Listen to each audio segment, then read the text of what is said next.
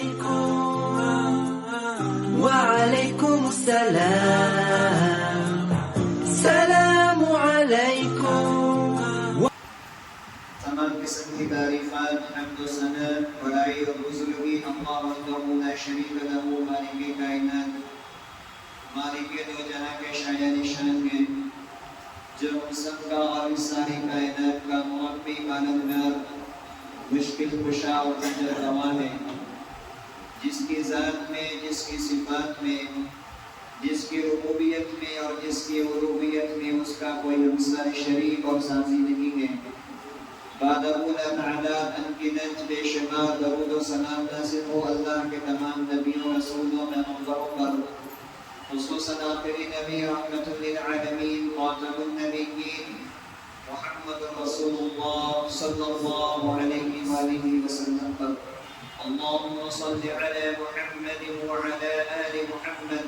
كما صليت على إبراهيم وعلى آل إبراهيم إنك حميد مجيد۔ اللهم بارك على محمد وعلى آل محمد كما باركت على إبراهيم وعلى آل إبراهيم إنك حميد مجيد۔ عزیز ساتھیوں، نوجوان دوستوں، پردہ نشین خواتین،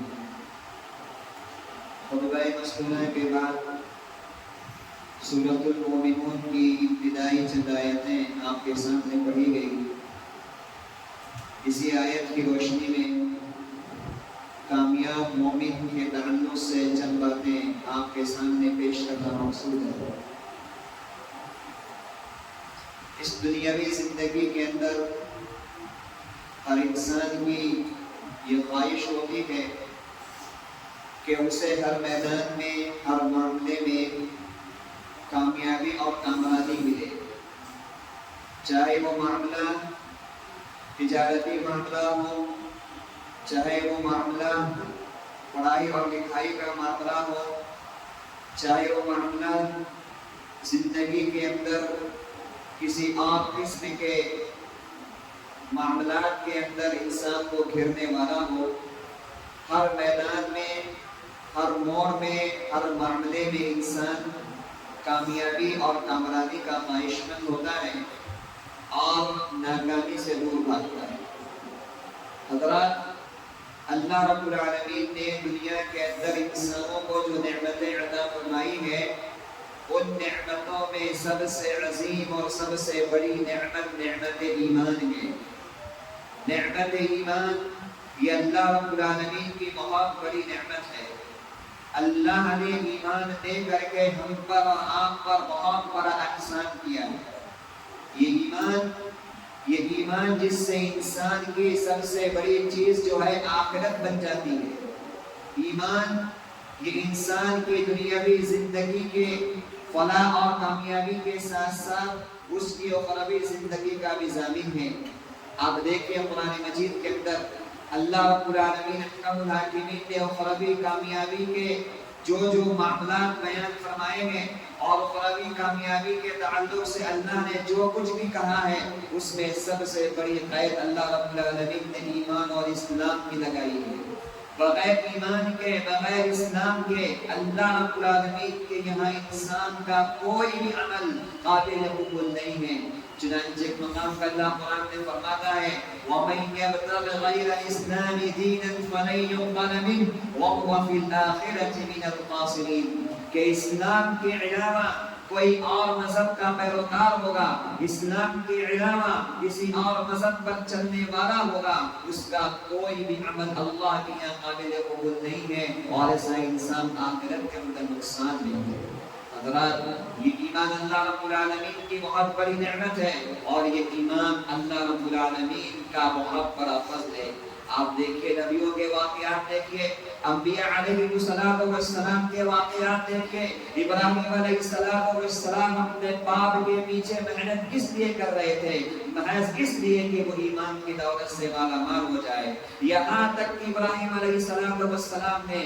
اپنے باپ کو بے تحاشا نصیحت کی, بے تحاشا انہیں سمجھایا, اور یہاں تک کہ کہا یا ابت انی قد جاءنی من العلم ما لم یأتک فاتبعنی اهدک صراطا سویا. اے میرے والد محترم, جو بات اللہ رب العالمین نے مجھے عطا فرمائی ہے آپ اس بات پر ایمان لے آئیے, آپ سیدھے راستے پر آ جائیں گے. ابراہیم علیہ السلام برابر اپنے والد کے پیچھے محنت کیوں کر رہے تھے؟ محض اس لیے کہ وہ ایمان کی نعمت سے مالا مال ہو جائے. حضرت نوح علیہ السلام کو یاد کیجئے, اپنی بیوی اور اپنے بیٹے کے پیچھے وہ محنت کس لیے کر رہے تھے؟ کہ وہ ایمان کی نعمت سے مالا مال ہو جائے, وہ مسلمان ہو جائے, وہ مومن ہو جائے. اور سب سے بڑھ کر کے ہمارے اور آپ کے آقا حضرت محمد رسول اللہ صلی اللہ علیہ وسلم کو دیکھیے, اپنے چچا ابو طالب کے پیچھے آپ التجا کر رہے ہیں, آپ آرزو کر رہے ہیں, آپ تمنا کر رہے ہیں, آپ ان سے گزارش کر رہے ہیں اور فرما رہے ہیں یا عم قل لا الہ الا اللہ. اے میرے چچا, زبان سے ایک مرتبہ یہ کہہ دیجئے کہ اللہ کے سوا کوئی معبود پر حق نہیں ہے, میں اللہ کی یہاں کی سفارش حق ہوگا. اللہ کے نبی جناب محمد رسول اللہ صلی اللہ علیہ وسلم اپنے چچا ابو طالب کے پیچھے اتنی محنت کر رہے ہیں کہ وہ اسلام لے آئے, ایمان لے آئے. کیونکہ آپ جانتے ہیں اسلام کے بغیر, ایمان کے بغیر, عقیدہ توحید کے بغیر انسان کا کوئی بھی عمل اللہ رب العالمین کے قابل قبول نہیں ہے. نبی علیہ السلام برابر اپنے چچا کے پیچھے محنت کرتے رہے, حضرت ابراہیم اپنے والد کے پیچھے محنت کرتے رہے, تمام انبیاء علیہ السلام اپنی قوم کو یہی پیغام دیتے رہے وَمَا أَرْسَلْنَا مِنْ قَبْلِكَ مِن رَّسُولٍ إِلَّا نُوحِي إِلَيْهِ أَنَّهُ لَا إِلَٰهَ إِلَّا أَنَا فَاعْبُدُونِ. اے محمد کریم صلی اللہ علیہ وسلم, اپنے آپ سے پہلے کوئی نبی نہیں بھیجا, کوئی پیغمبر نہیں بھیجا, کسی کو نبوت کے تاج سے نہیں نوازا, مگر ہر نبی کو, ہر پیغمبر کو یہ پیغام دے کر کے بھیجا کہ اپنے قوم کو جا کر کے اس بات سے آگاہ کرو کہ اللہ کے سوا کوئی عبادت کے لائق نہیں ہے, اللہ کے سوا کوئی معبود برحق نہیں ہے. میرے بھائیوں, ایمان والے نے, اللہ نے ہمیں ایمان دیا ہے, اللہ نے ہمیں مسلمان بنایا ہے. ماں سوا اللہ سارے جھوٹے معبودان باطلہ سے ہٹا کر کے ایک اللہ واحد کا پرستار بنایا ہے. کائنات کی کوئی نعمت, کائنات کی کوئی دولت اور کائنات کا کوئی انعام اس نعمت کا مقابلہ نہیں کر سکتا, اس دولت کا مقابلہ نہیں کر سکتا. میرے بھائیو, اس نعمت کی قدر, اس نعمت کی کیا عظمت ہے, اس نعمت کی کیا قدر و قیمت ہے, ذرا ان لوگوں سے پوچھئے اس نعمت کے پیچھے وہ کیا کیا قربانیاں دے رہے ہیں, اور اس نعمت کی قیمت کا اندازہ ان لوگوں سے جا کر کے معلوم کیجئے جو بیچارے نئے نئے اسلام کے اندر داخل ہوتے ہیں, نئے نئے توحید پرست بنتے ہیں, نئے نئے اسلام کی دولت سے مالا مال ہوتے ہیں, نئے نئے ایمان والے بنتے ہیں. وہ جانتے ہیں کہ ایمان اتنی بڑی نعمت ہے, وہ ایمان کی حفاظت کے لیے اپنا سب کچھ قربان کر دیں گے. میرے بھائیو, آج کے دور میں بھی ایسے واقعات میری نگاہوں میں ہیں اور آپ کی نگاہوں میں ہوں گے. ایسے اشخاص ہمارے پاس موجود ہیں جنہوں نے اپنے ایمان کو بچانے کے لیے, اپنی توحید کو بچانے کے لیے اور اپنے ایمان اور اپنے اسلام کی حفاظت کے لیے اپنے گھر بار کو, اپنے ماں باپ کو, اپنے کاروبار کو, اپنے اہل و عیال کو ترک کر کے اپنی بڑی قربانی کو دینے کو تیار ہو گئے. محض اس لیے ایمان بچ جائے, اسلام بچ جائے, ہماری توحید بچ جائے, ہمارا ایمان محفوظ ہو جائے. حضرات, ہم ایمان والے ہیں, اللہ کا احسان ہے, لیکن میرے بھائیوں ایمان والوں کی کچھ خصوصیات ہے, ایمان والوں کے کچھ صفات ہے. ایمان والے کامیاب ہوں گے, ایمان والے فلاح پائیں گے, ایمان والے مومن آدمی اللہ کے یہاں کامیاب ہوں گے. لیکن ان کی کامیابی کی کیا کیا شرائط ہے, ان کی کامیابی کے لیے کیا کیا صفات ہے, بے شمار آیتیں قرآن مجید کے اندر ہے. میں اس موقع سے آپ کے سامنے صرف مختصر سے وقت میں سورہ مؤمنون کی یہ چند آیتوں کی تشریح بیان کرنا چاہتا ہوں, اس کی تفسیر بیان کرنا چاہتا ہوں کہ اللہ رب العزت نے ان آیتوں کے اندر اہل ایمان کی جو جو صفات بیان فرمائی ہے, اہل ایمان کے تعلق سے جو جو اوصاف بیان فرمائے ہیں, ان اوصاف کے اندر اللہ ہم سے کیا مطالبہ کرتا ہے, یہ صفات ہم سے کیا چاہتی ہیں اور یہ صفات کیا کیا ہیں. اللہ نے سب سے پہلی بات جو بیان فرمائی وہ یہ ہے کہ بسم اللہ الرحمن الرحیم, قد افلح المؤمنون, تحقیق کے ایمان والے کامیاب ہو گئے. جو عربی جانتے ہیں وہ اس بات سے واقف ہوں گے کہ جب فعل ماضی کے اوپر لفظ قد لگتا ہے تو بات کو محقق کرنے کے لیے، بات کی تحقیق کے لیے اور بات کو مضبوط کرنے کے لیے آتا ہے۔ اللہ نے کہا قد افلح المؤمنون، ضرور مومن کامیاب ہو گئے، ضرور مومن فلاح یاب ہو گئے۔ اللہ یہ بات بتلانا چاہتا ہے کہ کامیابی اہل ایمان کے لیے ہے، کامیابی اہل ایمان کے لیے ہے، کامیابی مسلمانوں کے لیے ہے۔ لیکن کون مومن؟ کیا زبان سے اقرار کر دیا اللہ کے سوا کوئی معبود نہیں اور محمد صلی اللہ علیہ وسلم اللہ کے رسول مومن ہو گئے، مسلمان ہو گئے؟ زبان سے یہ کہہ دیا ہم ایمان والے ہیں، نام رکھ لیا عبداللہ محمد زید بکر، ہم مسلمان ہو گئے، ہم مسلمان ہو گئے۔ کیا ایمان، کیا ہے اسلام؟ آج کتنے میرے بھائیوں مسلمان ایسے ہیں جو نام کے مسلمان ہیں، نام عبداللہ عبدالرحمن ہے، نام زید اور محمد ہے، اور زندگی کا حال یہ ہے کہ زبان سے کلمہ طیبہ ادا کرنے کی طاقت نہیں ہے، اتنا علم نہیں ہے کلمہ طیبہ زبان سے پڑھ سکے، اتنی ان کے پاس صلاحیت نہیں ہے کہ وہ اللہ کے سامنے صحیح ڈھنگ سے نماز پڑھ سکے، اتنی ان کے اندر ہمت و صلاحیت نہیں ہے، اور افضل اتنی ہے کہ وہ اللہ رب العالمین کے سامنے سر پر سجود ہو سکے۔ میرے بھائیوں یہ ایمان ہے، یہ اسلام ہے۔ نام رکھ لیا، مسلمان گھرانے میں پیدا ہو گئے، مسلمان گھرانے میں ہم نے جنم لے لیا اور بہتر سے بہتر نام رکھ لیا۔ کیا یہ ضمانت ہے ہمارے ایمان ہونے کی، مومن ہونے کی؟ اللہ نے کہا مومن کون ہے؟ ایمان کے بعد سب سے پہلا تقاضا اللہ قرآن میں کرتا ہے الذین هم فی صلاتهم خاشعون، وہ مومن کامیاب ہے۔ سب سے پہلی صفت یہ ہے کہ وہ اپنی نماز میں خشوع و خضوع پیدا کرتے ہیں، جو اپنی نماز کو توجہ کے ساتھ پڑھتے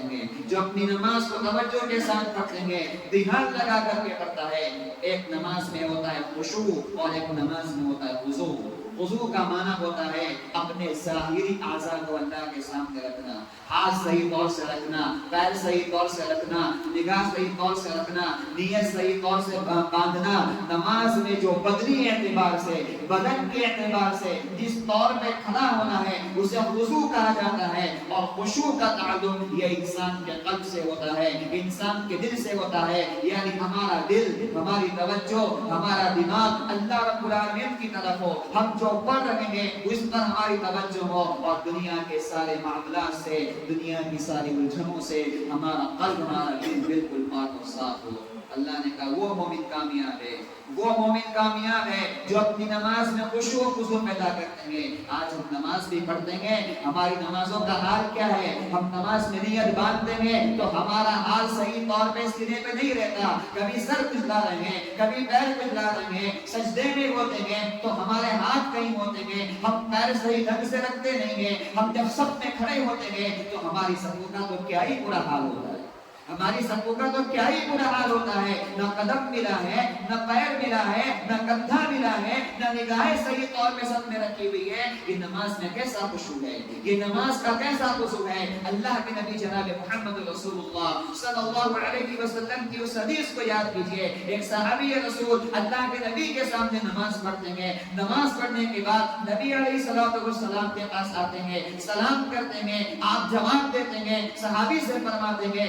فصلی فإنک لم تصلی، لوٹ جاؤ تم نے نماز نہیں پڑھی ہے۔ یہ نماز پڑھنے والا کون ہے؟ یہ نماز پڑھنے والا صحابی رسول ہے، نبی کے سامنے نماز پڑھ رہا ہے، نماز پڑھتا ہے، نبی کے پاس آتا ہے، اللہ کے نبی فرماتے ہیں کہ نماز نہیں پڑھی، دوبارہ نماز پڑھو۔ دوبارہ پڑھتا ہے، تیسری بار پڑھتا ہے، تیسری بار پڑھنے کے بعد آ کر کے اللہ کے نبی سے فرماتا ہے کہ یا رسول اللہ اس سے بہتر نماز میں نہیں پڑھ سکتا، اس سے بہتر نماز نہیں پڑھ سکتا۔ اب ظاہر سی بات ہے دوسری مرتبہ، تیسری مرتبہ اس نے ضرور اپنی نماز میں سدھار پیدا کیا ہوگا، تبدیلی پیدا کی ہوگی، حسن پیدا کیا ہوگا، لیکن اس کے باوجود تین مرتبہ نماز پڑھنے کے بعد بھی اللہ کے نبی فرماتے ہیں ارجع فصلی فإنک لم تصلی۔ اللہ کے نبی فرماتے ہیں اے صحابی رسول، جب تو نماز پڑھنے کا ارادہ کرے تو سن میری نصیحت کو کیا فرمایا آپ نے؟ کہا اچھی طرح وضو کر، اچھی طرح وضو کر، اللہ کے سامنے کھڑا ہو جا، اللہ کے سامنے حاضر ہو جا، اور حاضر ہونے کے بعد تمہیں قرآن کی جو آیت یاد ہے، قرآن کا جو حصہ تمہیں یاد ہے، اس حصے کی تلاوت کر، پھر رکوع کر، اتنا رکوع کر اطمینان ہو جائے، رکوع سے کھڑا ہو اتنی دیر تک کھڑا ہو اطمینان ہو جائے، سجدہ کر، اتنا سجدہ کر کہ سارے اعضاء اپنی جگہ پر آ جائے، سجدے سے اٹھ کر کے اتنی دیر بیٹھ کہ سارے اعضاء اپنی جگہ پر آ جائے، پھر دوسرا سجدہ کر، اطمینان کے ساتھ کر، یہاں تک کہ جسم کے سارے اعضاء اس کی جگہ پر آ جائے۔ یہ نبی اکرم صلی اللہ علیہ وسلم نے اس صحابی رسول کو یہ نماز کا طریقہ بتایا، یہ نماز کی بات آپ نے اس کو سمجھائی، کہا یہ ہے نماز، سکون کا نام نماز ہے، اطمینان کا نام نماز ہے، خشوع کا نام نماز ہے، خشوع کا نام نماز ہے۔ اسی لیے اللہ کے نبی جناب محمد رسول اللہ صلی اللہ علیہ وسلم فرماتے ہیں بعض مصلی ایسے ہیں، بعض نمازی ایسے ہیں جن کی نمازیں ان کے سروں سے اوپر نہیں جاتی ہے، جن کی نمازیں ان کی سروں سے اوپر نہیں جاتی ہے۔ آسمان کو پہنچنا تو بہت دور کی بات ہے، پہلے آسمان تک بھی پہنچنا بہت دور کی بات ہے۔ ان کی نمازوں کا حال یہ ہوتا ہے کہ ان کی نمازیں ان کے سر کو دور نہیں کرتی ہے۔ اس لیے میرے بھائیوں، پہلی صفت نماز کی حفاظت کے ساتھ ساتھ نماز کے خشوع کی ہے، نماز کے خشوع کی ہے۔ اگر نماز کا اللہ نے عادی بنایا ہے، نماز کا پابند بنایا ہے، تو نماز کو بہتر بنائیے، نماز کو بہتر بنائیے، اتنی بہتر بنائیے، اتنی بہتر بنائیے کہ ہماری نمازیں نبی اکرم جناب محمد رسول اللہ صلی اللہ علیہ وسلم کی حدیث کی مصداق بن جائے کہ صلو کما رأیتمونی اصلی، نماز ایسے پڑھو جیسے مجھے پڑھتے ہوئے دیکھتے ہیں۔ ہماری نمازیں اس نبی کی اس حدیث کا مصداق بننی چاہیے۔ دوسری بات، نبی اکرم اللہ رب العزت قرآن مجید کے اندر فرماتا ہے والذین هم عن اللغو معرضون، وہ مومن ہے، وہ ایمان والا ہے، اور وہ مومن کامیاب ہوگا جو لغویات سے اعراض کرنے والا ہے، جو لغویات سے اعراض کرنے والا ہے۔ ایسے کام، ایسے امور، ایسی باتیں، ایسے معاملات جس میں اس کے نہ دین کا فائدہ ہے نہ دنیا کا فائدہ ہے، ایسے معاملات میں مومن نہیں پڑتا ہے، ایسے معاملات میں مومن نہیں پڑتا ہے۔ آج دیکھیے ہمارا حال، آج دیکھیے ہمارا حال کیا ہے۔ آئی پی ایل ہو رہا ہے کہیں، آئی پی ایل کہیں ہو رہا ہے جن کو ہمارے بارے میں پتا نہیں ہے، لیکن آج کا نوجوان ان کھلاڑیوں کے تعلق سے بحث کر رہا ہے، ان کھلاڑیوں کے تعلق سے بحث کر رہا ہے، الجھ رہا ہے۔ یہاں تک حال یہ ہوتا ہے کہ ان کے تعلق سے ایک مسلمان دوسرے مسلمان بھائی سے بات چیت نہیں کر دیتا۔ یہ حال ہوتا ہے ہمارا۔ یہ کیا ہے؟ کھیل کہیں ہو رہا ہے جن کو ہمارے بارے میں پتا نہیں ہے، ہم ان کے بارے میں جھگڑ رہے، اتنی بحث کرتے ہیں کہ ایک مسلمان دوسرے مسلمان سے ترک کلام کر لیتا ہے۔ بات چیت نہیں، تم نے میرے کھلاڑی کے تعلق سے ایسی بات نہیں، تم نے میرے جو ہے فالوور کے تعلق سے، جس کا میں شیدائی ہوں، اس کے تعلق سے ایسی بات کرتا ہے جس سے بات نہیں کرتا۔ نبی کے صحابہ کو گالی دے سے غصہ نہیں آئے گا، اللہ رب العالمین کے ذات کے تعلق سے برا بھلا کیسے غصہ نہیں آئے گا، لیکن اس کو اس جو ہے کھلاڑی سے محبت ہے، اس کے تعلق سے کوئی بات کہتی انسان آپ سے پار ہو رہا ہے۔ والذین هم للغو معرضون، میرے بھائیو ایسی باتیں آج انسان جو ہے سیاست پہ باتیں کرتا ہے، سیاست پہ بحث کرتا ہے، الجھتا رہتا ہے، یہاں یہ ہوگا وہاں وہ ہوگا، تمہیں اس سے کیا مطلب ہے؟ کوئی سروکار نہیں ہے، تمہارا کوئی لینا نہیں، تمہارا کوئی دینا نہیں ہے، تمہیں اس سے کوئی مطلب نہیں ہے، تمہارا فیلڈ نہیں، تمہارا میدان نہیں، تمہارا مشغلہ نہیں، اس میدان میں اس مشغلے میں پڑھ کر کے اپنے وقت کو، اپنے دماغ کو کیوں کھپاتے ہو؟ اللہ نے کہا والذین هم عن اللغو معرضون، والذین هم عن اللغو معرضون، لغو بات جس سے انسان کے نہ دین کا فائدہ ہے نہ دنیا کا فائدہ ہے، مومن اس سے دور رہتا ہے۔ اور اسی بات کو نبی اکرم جناب محمد رسول اللہ صلی اللہ علیہ وسلم نے سنن ترمذی کی حدیث میں ان الفاظ میں بیان فرمایا ہے من حسن اسلام المرء ترکہ ما لا یعنیہ، بڑی پیاری حدیث ہے، مختصر سے روایت ہے، فرمایا من حسن اسلام المرء ترکہ ما لا یعنیہ، کسی بھی آدمی کے اسلام کی اچھائی یہ ہے، کسی مسلمان کی اچھائی یہ ہے کہ وہ ان چیزوں کو چھوڑنے والا ہوتا ہے جس میں اس کا کوئی مطلب نہیں ہوتا، ان چیزوں کو چھوڑ دینے والا ہوتا ہے جس کے ساتھ اس کا کوئی مطلب نہیں، یعنی لغویات سے دور رہنے والا ہوتا ہے۔ تو اللہ رب العالمین دوسری صفت بیان فرماتا ہے وَالَّذِينَ هُمْ عَنِ اللَّغْوِ مُعْرِضُونَ، مومن وہ ہے جو لغویات سے، بیکار کی باتوں سے اپنے آپ کو دور رکھنے والے۔ آج دیکھیں نوجوان رات کے 12 2 بجے تک چائے خانوں میں بیٹھ کر، میخانوں میں بیٹھ کر، سڑکوں میں بیٹھ کر، روڈ پر بیٹھ کر کے ادھر ادھر کی باتیں کرتا ہے اور صبح کی نماز مسجد کھاری صبح مسجد کھاری وہ جوان جو رات کے 12 بجے تک 2 بجے تک کسی اور کی باتیں کر رہا تھا، جب مؤذن کی آواز الصلاۃ خیر من النوم گونجتی ہے تو وہ سویا پڑا ہے، وہ سویا پڑا، اسے ہمت نہیں ہوتی، اسے توفیق نہیں ہوتی، اور اس کا ضمیر یہ گوارا نہیں کرتا کہ میں اللہ کی صدا پر، اللہ کی آواز پر لبیک کہتا ہوا مسجد کے اندر حاضر ہو کر کے نماز کے لیے کھڑا ہو جائے۔ کیوں ہے؟ کیونکہ اس نے رات جو ہے کپاشی میں گزاری ہے، لغویات کے اندر گزاری ہے، بیکار کی باتوں میں گزاری ہے، اور پھر صبح 10 بجے 11 بجے نحوست کی حالت میں، منوسیت کی حالت میں، اور شیطان کے جو ہے اپنے کاموں کو شیطان کے استمجا سے ناپاک کر کے آج کا نوجوان صبح اپنی جو ہے نیک سے بیدار فرمایا والذین هم للغو معرضون، اور تیسری صفت والذین هم للزکاۃ فاعلون۔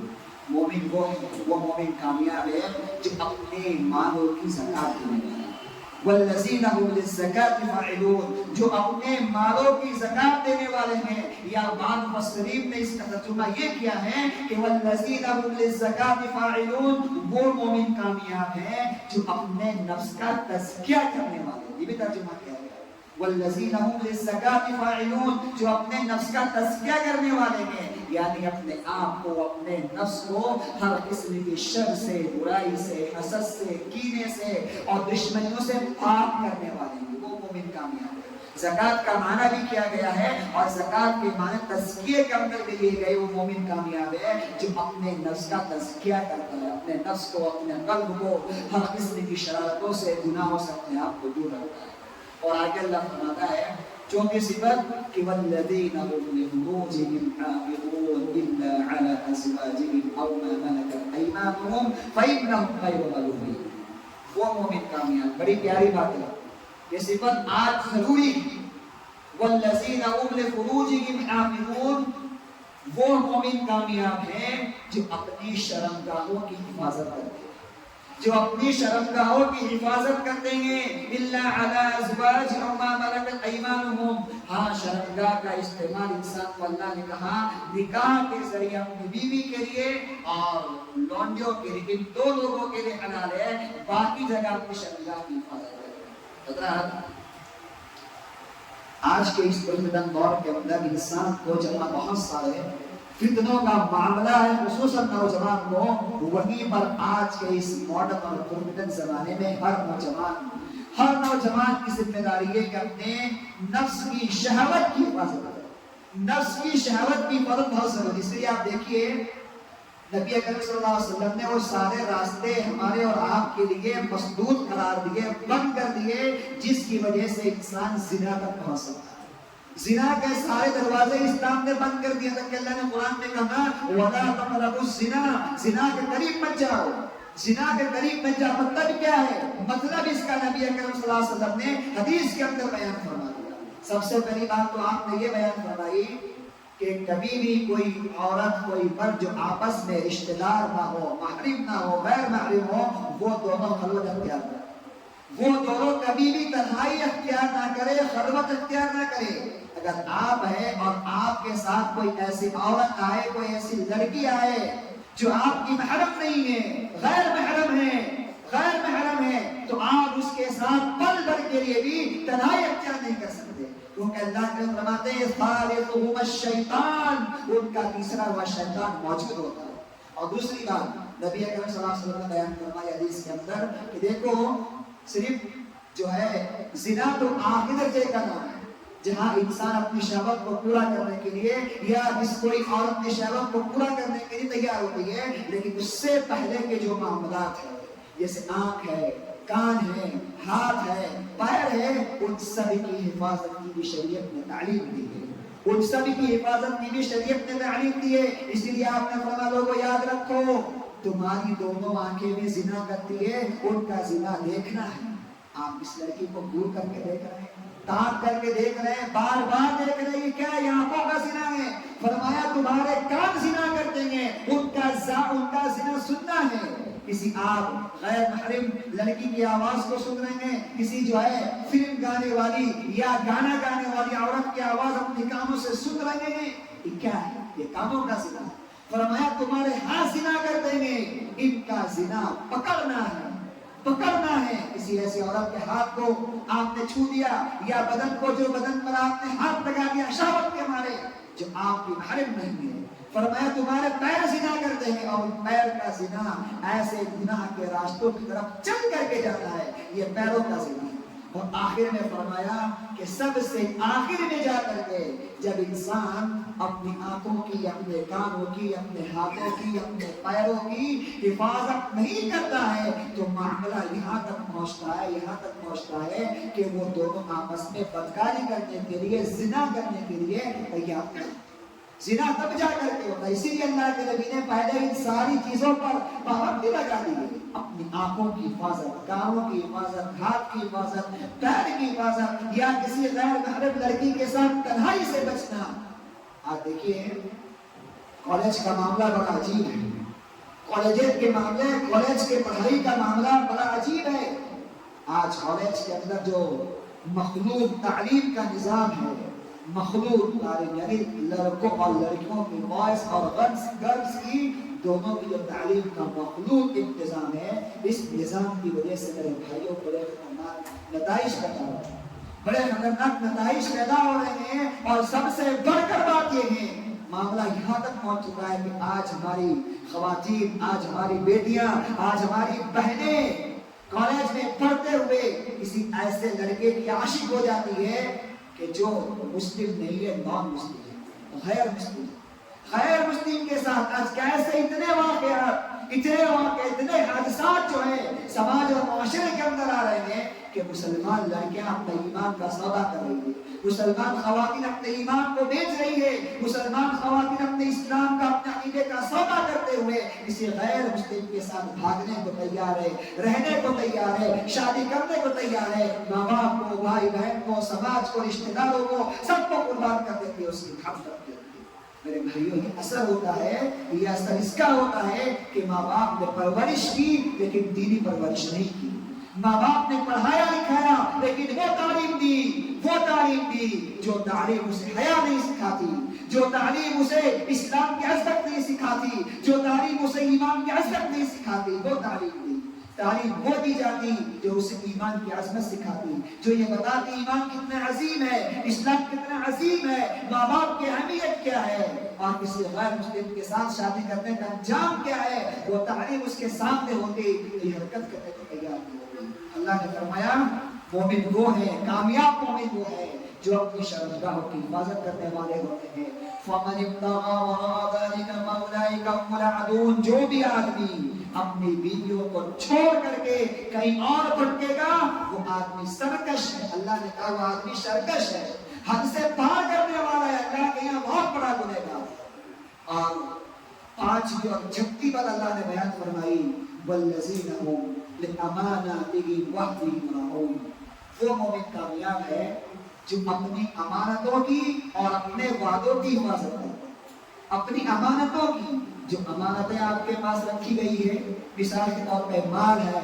منصب ہے، عہدہ ہے، ذمہ داری ہے، یہ ساری امانتیں ہیں، یہ ساری امانتیں ہیں، راز ہے، سب سے بڑی بات راز۔ ہاں، اور انسان پیٹ کا بہت ہلکا ہے، اگر آپ سے کوئی آدمی اچھا سمجھ کر کے آپ کو کوئی بات بیان کر رہا ہے، راز کی بات بیان کر رہا ہے، تو میرے بھائیوں اس کے راز کی بات یہ آپ کے پاس امانت ہے، یہ امانت ہے۔ اسی لیے اللہ کے نبی نے فرمایا جب مشورہ ہو، میٹنگ ہو، فرمایا کہ جب میٹنگ ہو، مشورے کی محفل بلائی جائے تو اس مشورے کی محفل میں موجود لوگوں کی ذمہ داری ہے کہ وہاں جو بھی بات ہو اس بات کو عوام تک نہ پہنچایا جائے، اس بات کو عوام تک نہ پہنچایا جائے۔ تم سماج کے ذمہ دار آدمی ہو، لوگوں نے تم پر اعتماد کر کے، تمہیں ذمہ دار سمجھ کر کے یا نیک سمجھ کر کے تمہیں مشورے کی میٹنگ میں حاضر کیا، بلایا ہے، تو وہاں جو بھی فیصلہ ہو سماج کے تعلق سے یا کوئی اور کسی چیز کے تعلق سے، تو تمہاری ذمہ داری ہے کہ اس فیصلے کو اپنے تک محدود رکھے۔